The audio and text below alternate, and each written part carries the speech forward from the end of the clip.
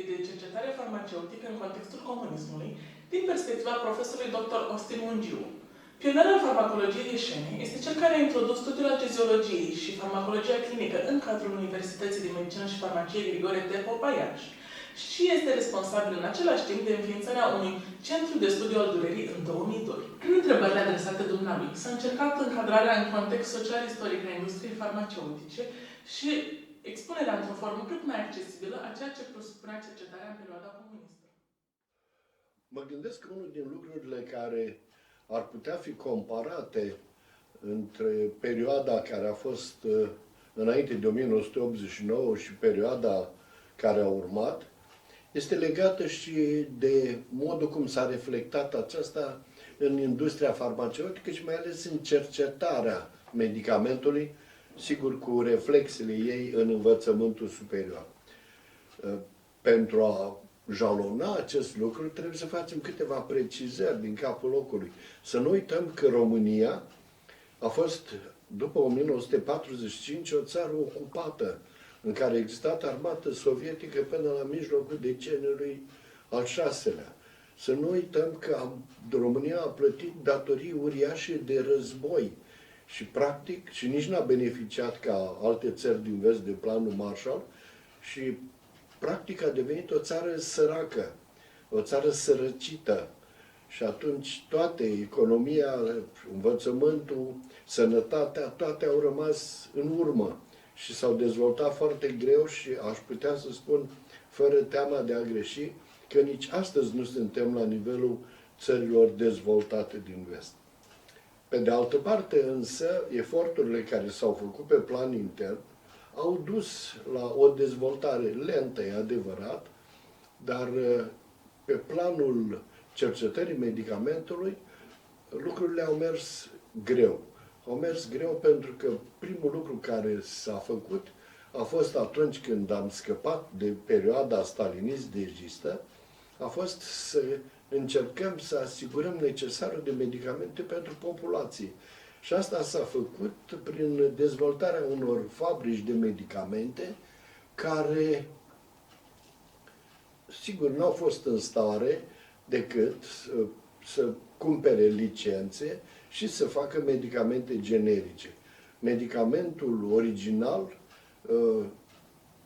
era foarte slab dezvoltat și era slab dezvoltat pentru că oricine știe sau a lucrat în domeniul medicamentului știe că aici este nevoie nu numai de creativitate umană, este nevoie de o bază materială deosebită și evident de o finanțare pe măsură.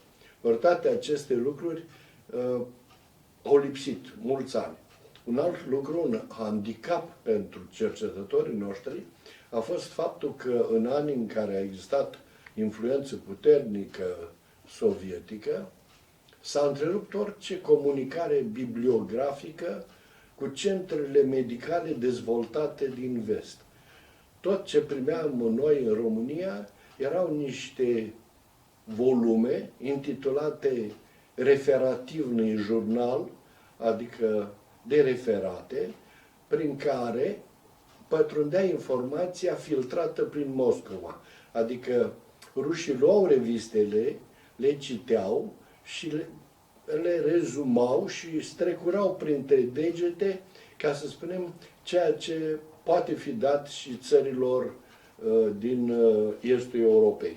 Și atunci, sigur că informațiile veneau târziu și trunchiat și comunicarea între cercetători era practic imposibilă. Apoi, lucrurile au luat o altă întorsătură în perioada lui Ceaușescu, când acesta, iritat de faptul că era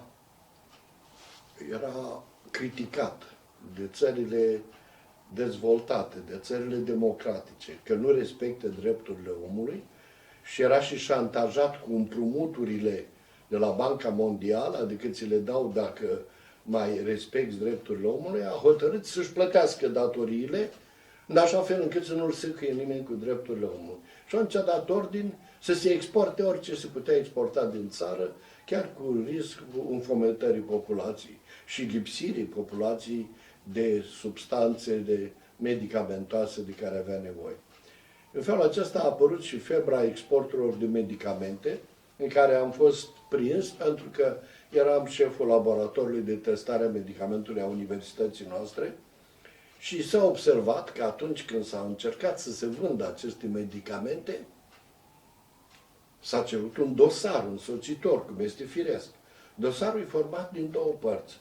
Un dosar preclinic, care arată experimentările inițiale și experimentările pe animale, și un dosar clinic care arată modul în care s-a trecut de la animal la om. Orice s-a observat atunci și lucrurile au fost oarecum surprinzătoare pentru unii, că medicamentele românești pregătite pentru export nu aveau dosarul complet preclinic. Vorbind deschis, nu se făcuseră experiențe pe animale suficiente care să poată trage concluzii și se trecuse pur și simplu la administrarea la om, la intrarea lor în farmacii. Sigur că atunci s-a dat ordin de urgență să se refacă dosarele preclinice și laboratorul meu a avut de muncă câțiva ani buni, atâta timp cât a continuat această febră a exportului cu orice preț.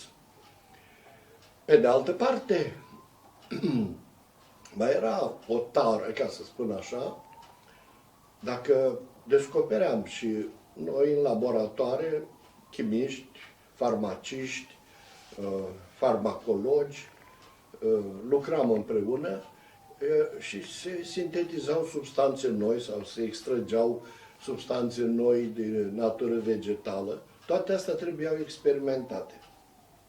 Și ca orice lucru nou, puteau constitui obiectul unui brevet. Așa am obținut o serie întreagă de brevete pe substanțe noi, unele dintre ele sintetizate de colegul farmacist, colonelul Oiță, dar după aceea le-am brevetat. Într-un anumit stadiu incipient de cercetări, le-am brevetat.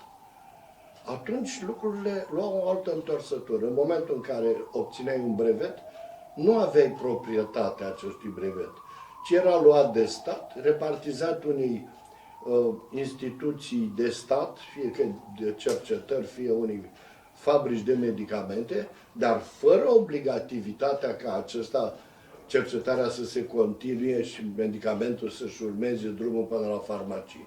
Pur și simplu se încuia într-un safe și lucrurile rămâneau în acest stadiu. Și atunci este lesne de explicat de ce România nu a avut medicamente noi sau medicamentele pe care le-a avut erau puține și cu cercetări incomplete, dacă este să mă refer la Gerovital, la Aslavital, la Boicil, la Pilarnil, medicamente care, mă rog, erau și sunt considerate medicamente originale românești.